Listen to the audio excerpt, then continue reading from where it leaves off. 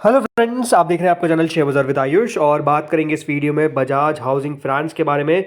तो देखिए, Bajaj housing finance की एक दमदार लिस्टिंग देखने को मिली करीबन 165 पे। दोस्तों आज स्टॉक बंद होता हुआ नजर आया, 10% लिस्टिंग के बाद भी बढ़ता हुआ दिखा। वो अलग बात है कि 10% का अपर सर्किट क्यों था ये मुझे समझ में नहीं आया, क्योंकि बड़ी जब भी बड़ा साइज का आईपीओ आता है, अगर कोई भी इशू दोस्तों यहाँ पर लेस देन 250 करोड़ का हो तो ज़रूर दोस्तों जो सर्किट लिमिट होती है वो 5% की रहती है। बड़ी 6,500 करोड़ का इशू था और इसकी सर्किट लिमिट 20% होनी चाहिए थी, जो नहीं रखी गई। जैसे मैंने कहा, ये अपने आप में शॉकिंग था, बट ठीक है, जो भी यहाँ पर रखी गई वो 10% रखी गई। 150 पे दोस्तों स्टॉक की ओपनिंग देखने को मिली, करीबन 70 रुपीज़ का इसका प्राइस बैंड था। उसके सामने दोस्तों करीबन 114% से ऊपर हमको ये लिस्ट होता हुआ नजर आया। एंड लिस्टिंग के बाद भी जो तेज़ी थी वो बेसिकली हमको कायम देखने को मिली। नो डाउट इन्वेस्टर्स का पैसा जो है वो काफ़ी शानदार इस कंपनी ने आज बना कर दिया है। जैसे मैंने कहा, 114% के प्रीमियम पर आपको ये लिस्ट होता हुआ देखने को मिला। एनएससी बीएससी दोनों के ऊपर 150 पर लिस्टिंग देखने को मिली। और सबसे खास बात, जैसे मैंने कहा, लिस्टिंग के बाद भी दोस्तों जो मूव है वो हमको देखने को मिला। नो डाउट देखिए, जिस प्रकार की लिस्टिंग की एक्सपेक्टेशंस थी एग्जैक्टली उसी तरीके की लिस्टिंग होती हुई नजर आई। ये मुझे लग रहा था कि देखिए, हो सकता है लिस्टिंग के बाद आपको मुनाफा वसूली देखने को मिले, प्रॉफिट बुकिंग देखने को मिले, बट ऐसा कुछ भी नहीं हुआ। और जैसे मैंने कहा दोस्तों, स्टॉक आपको ऑलमोस्ट 135% ऊपर बंद होता हुआ दिखा है। जो यहाँ पर 70 रुपीज़ का प्राइस था उसके सामने 135% इन्वेस्टर्स का पैसा बना दिया। अपने आप में देखिए, बजाज ही ऐसा कर सकता है, इसमें कोई डाउट नहीं है। जब एक इतनी स्ट्रॉन्ग पेडिग्री की कंपनी होती है तभी जाकर दोस्तों वो जो काम है वो ये सब कर सकती है। नो डाउट आप समझ सकते हैं कंपनी कितनी बड़ी है जब इनके पास एसेट अंडर मैनेजमेंट करीबन 97,100 करोड़ के आसपास है, मतलब क्लोज टू 1 लाख करोड़। तो ये होना ही था।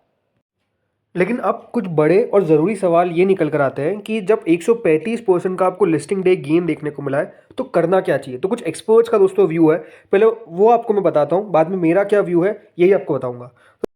तो अब जो एक्सपर्ट्स हैं वो क्या कह रहे हैं, वो स्पेसिफिकली देखिए यही कह रहे हैं कि अब थोड़ा सा कॉशियस रहने वाला टाइम है।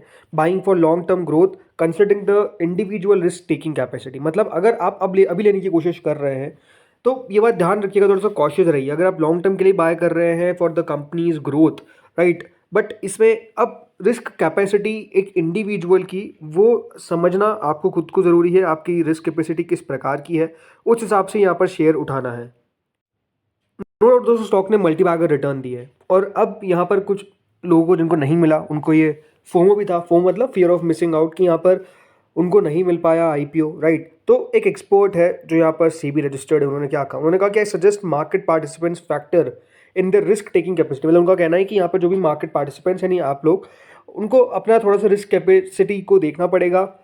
बजाज हाउसिंग के अंदर अगर आप बाइंग करना चाहते हैं तो वो 165 से 175 की रेंज में अगर आपने यहाँ पर कर ली है, राइट, ठीक है। बट जो यहाँ पर देखना चाहते हैं वो यही है कि 50% जिनके पास ऑलरेडी है, 50% यहाँ से हो सकता है कि आप रखें और बाकी को 50% बेच दे, और कोई डिप आती है 130 तक, देन यहाँ पर जाकर दोस्तों आपको बाइंग करनी है। ये उन्होंने साफ साफ कहा है, राइट।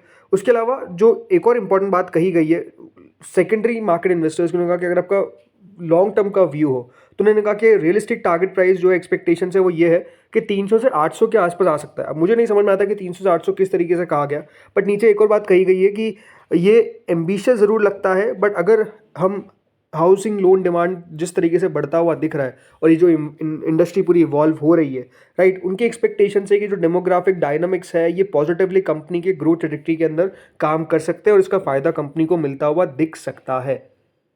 और ज़्यादातर एक्सपर्ट्स ने ये कहा कि जो बेसिकली कंपनी के अंदर अभी पैसा लगाना चाहता है वो ये बात ध्यान रखिए कि अगर अब आप अगर पैसा लगा रहे हैं तो थोड़ा सा अपना पर्सपेक्टिव को लॉन्ग टर्म रखिएगा, बिकॉज शॉर्ट टर्म के अंदर हो सकता है कि उतनी ज़्यादा अपॉर्चुनिटीज़ ना मिलती हुई नजर आए।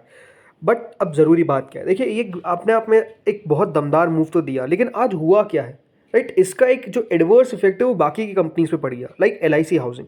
एलआईसी हाउसिंग फाइनेंस दोस्तों आज के दिन हमको ऑलमोस्ट 5% से ज़्यादा गिरता हुआ दिख गया। मतलब एलआईसी हाउसिंग फाइनेंस आप देखिए गिरता हुआ दिख रहा है, जो अपने आप में मुझे थोड़ी सी अजीब बात लगी। बिकॉज अगर इंडस्ट्री के अंदर एक कंपनी है लाइक बजाज हाउसिंग जिसको दोस्तों वैल्यूएशन मिल रही है इतनी ज़्यादा, ये कंपनी अवेलेबल है at a price to earning of only 8।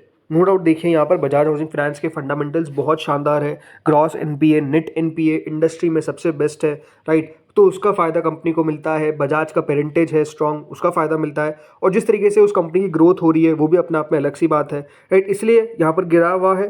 तो बात हमको समझ में भी आती है, बट सारे शेयर्स गिरते नजर आए। पीएनबी हाउसिंग को देखिए आज गिरता हुआ दिख रहा है। जो भी हाउसिंग फाइनेंस कंपनीज है उन सब में दोस्तों गिरावट देखने को मिली। और एक इंपॉर्टेंट आर्टिकल भी इसी पर दोस्तों आज आता हुआ दिखा कि जिन लोगों को यहाँ पर नहीं मिला बजाज हाउसिंग फाइनेंस उनको क्या करना चाहिए। तो वहाँ पर दोस्तों बताया गया कि जो कंपनीज है right, apart from the rate of loan and quality of service, housing finance is a commoditised business, so I would rather buy the other housing companies like PNB and LIC Housing rather than try to buy now.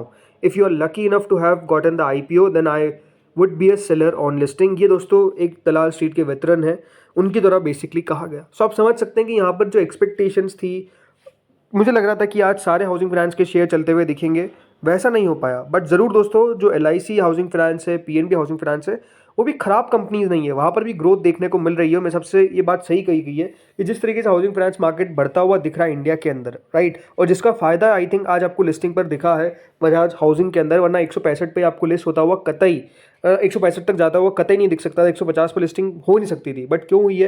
Reason simple है कि India का housing finance market जो है वो definitely दोस्तों अभी तो बहुत स्कोप दिखता है, ग्रोथ लगातार देखने को मिलेगी। और ये भी आपको मैंने बताया था कल के वीडियो में, जब लिस्टिंग डे स्ट्रैटेजी की बात हमने करी थी, उससे पहले वाला वीडियो में भी बताया था कि हाउसिंग फाइनेंस मार्केट दोस्तों एक्सपेक्टेशन है कि ऑलमोस्ट 15% के CAGR से ग्रो करेगा।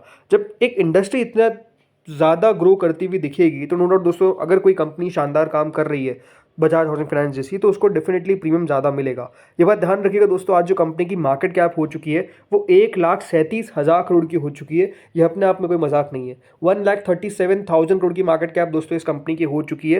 लेकिन अब क्वेश्चन आप सबके दिमाग में भी यही होगा कि क्या इन लेवल्स पर स्टॉक सस्टेन कर सकता है। मुझे लगता है कि दोस्तों स्टॉक में हो सकता है कि कल शुरुआत में थोड़ी बहुत तेजी देखने को मिल जाए, बट मुनाफा वसूली सूनर और लेटर आएगी ज़रूर। बिकॉज देखिए स्टॉक का जो वैल्यूएशंस है, जो प्राइस टू अर्निंग है, सब दोस्तों अब इतने ज़्यादा शानदार नहीं रहे राइट। अब इतनी ज़्यादा स्कोप लगती नहीं है कि यहाँ पर और बढ़ोतरी हमको देखने को मिलेगी। रीज़न क्या है? वैल्यूएशंस। अब थोड़े से वैल्यूएशन दोस्तों इसके एक्सपेंसिव साइड पर हमको देखने को मिल रहे हैं।